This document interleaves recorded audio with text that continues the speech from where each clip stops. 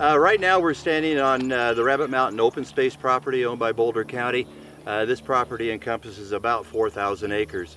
In 2019 we did an aerial application of Rejuvra and mainly targeting winter annual grasses.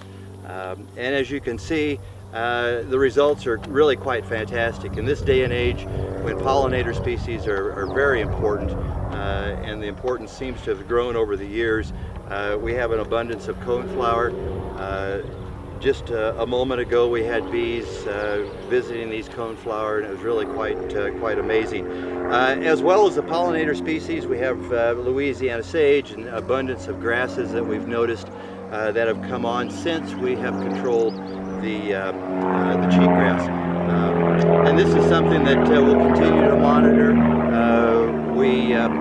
We're also interested in fire, and it has actually reduced the amount of thatch in this area to hopefully reduce the area that we have susceptible to wildfire. So at this time I'll turn it over to Dr. Shannon Clark, who can talk a little bit more about the pollinator species. Yeah, so thanks, Steve. We've actually, I started at CSU, and when I was working on my PhD there, we started to work with some pollinator experts, and Boulder County, through their small grants program, has actually funded 3 years of pollinator research, which is really exciting to look at the effects of cheatgrass, and when you remove that from the system, what that does to the pollinator population. I mean, there's a lot of talk about pollinators these days and how important they are, and they've always been important, but there's just more focus on them.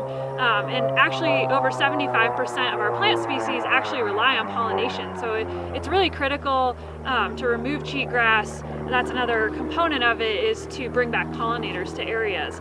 So we started a project that we continue to work on.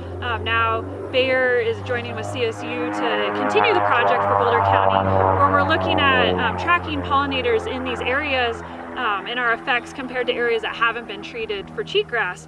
And so there's actually over 900 species of bees in Colorado that have been recorded, but people also forget that pollinators aren't just bees.